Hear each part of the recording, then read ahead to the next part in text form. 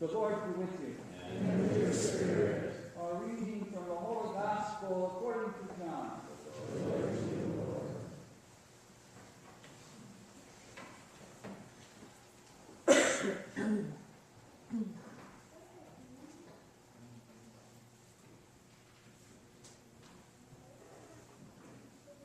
Now a man was ill, Lazarus, from Bethany, the village of Mary and her sister Martha. Mary was the one who had anointed the Lord with perfumed oil and dried his feet with her hair. It was her brother Lazarus who was ill. So the sister sent word to him, saying, Master, the one you love is ill.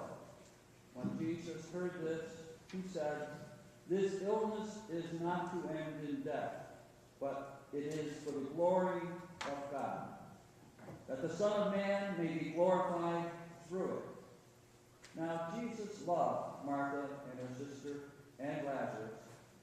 So when he heard that he was ill, he remained for 2 days in the place where he was. Then after this, he said to his disciples, Let us go back to Judea. The disciples said to him, Rabbi, the Jews were just trying to stone you, and you want to go back there?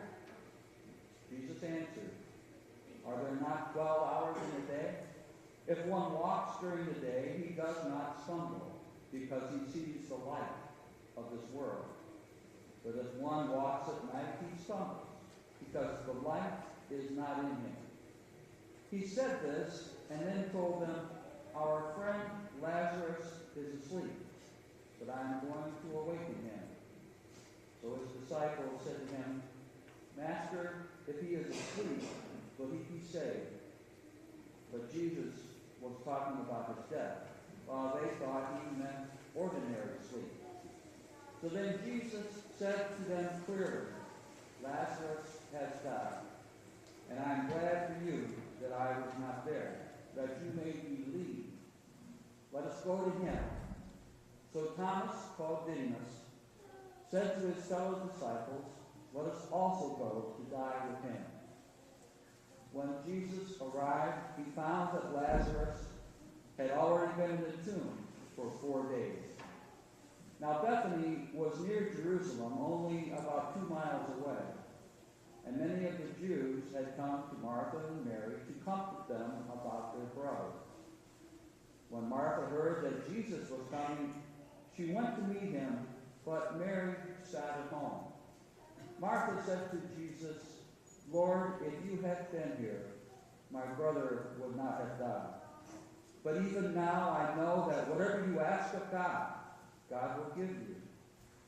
Jesus said to her, Your brother will rise. Martha said to him, I know he will rise in the resurrection on the last day. Jesus told her, I am the resurrection and the life. Whoever believes in me, even if he dies, will live. And everyone who lives and believes in me will never die. Do you believe this? She said to him, Yes, Lord. I have come to believe that you are the Christ, the Son of God, the one who is coming into the world. When she had said this, she went and called her sister Mary secretly, saying, The teacher is here and is asking for you. As soon as she heard this, she rose quickly and went to him. For Jesus had not yet come into the village, but was still where Martha had met him.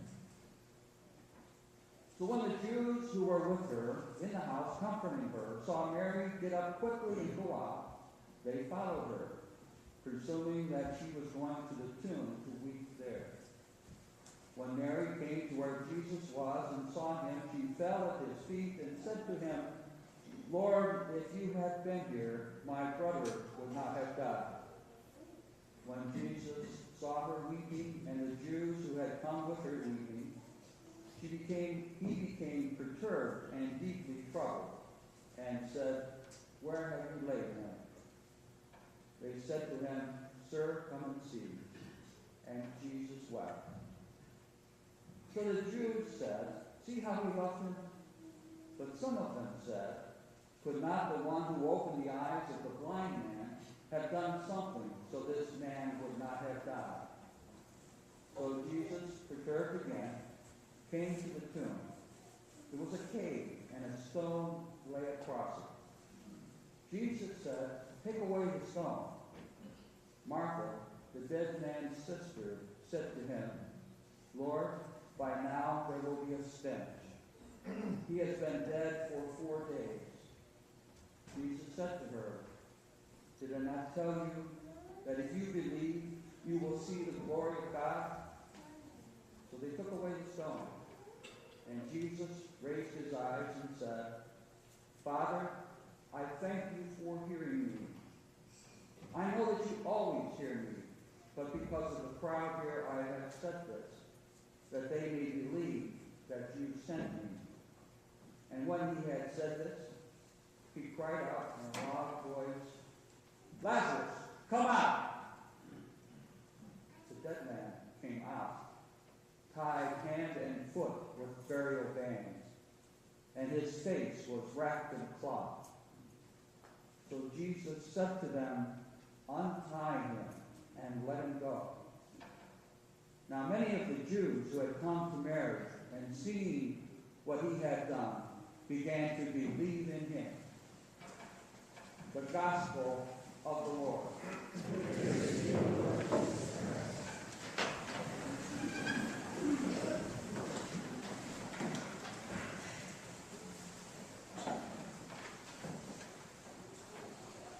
Good morning.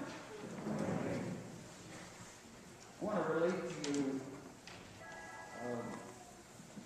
the writing of a priest who lives in Missouri.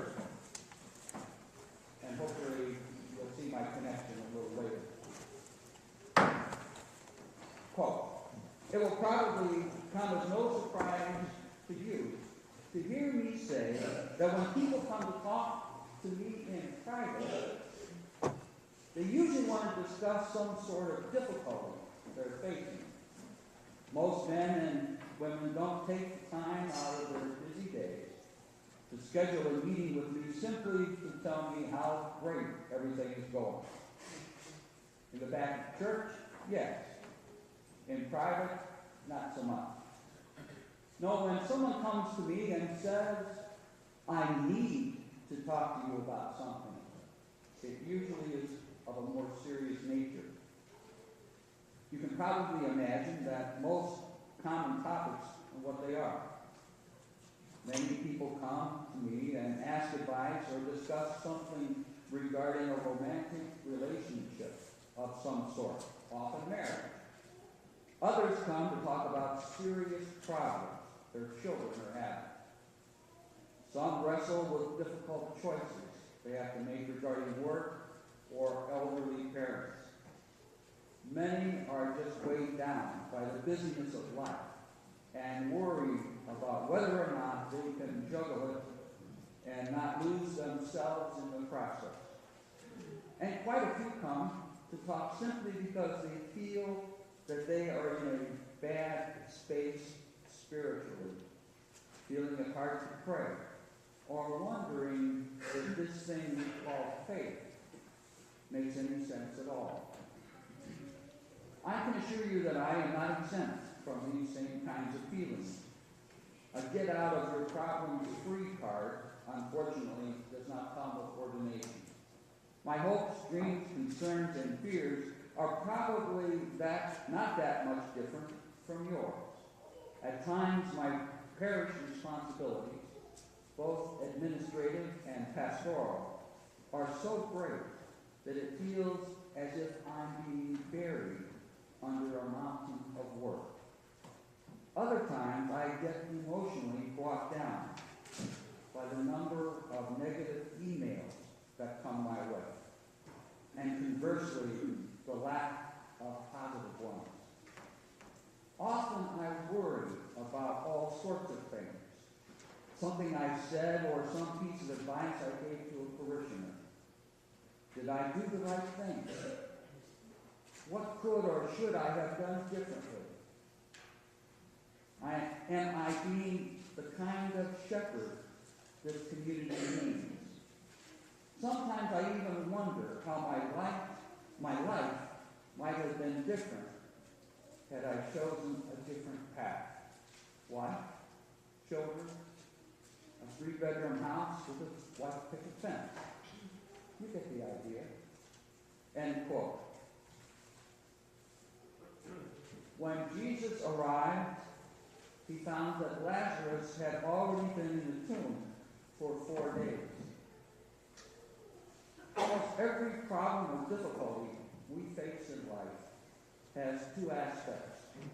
One aspect is the external problem, the nuts and bolts of our problem, that requires us to do our best to make wise and practical decisions. What do I need to do to rebuild this trust with my wife or husband? What particular job should I take? Should I put mom in a nursing home? How do I reconcile with a friend I seriously offended? What medical treatment should my dad get? What kinds of boys and girls should I allow my children to hang out with? Those sorts of things. However, there's also often an internal consequence of these problems that we face. Our challenges in life don't simply impact us from the outside. They almost always impact us on the inside too, sometimes in serious ways. And when the problems we face get a hold of us from within, wearing us down, holding us back, sapping our spirits, sealing us off from the joy we long so deeply for, it can feel as if it is too much to bear, as if we've been placed in a tomb and a large stone rolled across the entrance. Lazarus, come out! Lent is rapidly coming to a close. Holy Week is just around the corner. Pretty soon we'll gather as a faith community to reflect on the Lord's passion, death, and resurrection. And there may be a temptation for us to see the Lord Jesus' resurrection as something that only has consequences for us when our earthly lives have ended. And that would be a shame. You see, Jesus conquered death once and for all. That much is true. And at the end of our lives, we in faith hope for that same thing, a continuing of our lives in, with, and for God for all eternity. That much is also true. However, this new life that Jesus is offering is not limited to the kingdom beyond the one in which we currently find ourselves. No, Jesus died in part so that we can experience new life right now, in this time and place, no matter what is taking place in our lives. He wants us to come out from whatever darkness is enveloping us, from whatever sort of tomb is confining us, from however many burial cloths are binding us. He wants us to be free from whatever it is that prevents us from being the people He's called us to be and created us to be. The power of the resurrection may not always change the externals in our lives in the way that we would like, but it can change us on the inside, filling us with a newness of life beyond anything we can imagine. Lazarus, come out. Come out. That's not God only calling to Lazarus. That's God calling to each of us as well, inviting us to allow Him to untie us and let us go free. But He's not calling from a distance. Rather, He is calling to us from within, through His Spirit dwelling in each of us. from our first reading from Ezekiel. I will put my spirit in you that you may live. Life is what it's all about. May the power of the living God raise us up from whatever is weighing us down, holding us back, and help us to live more fully than we have ever done so before.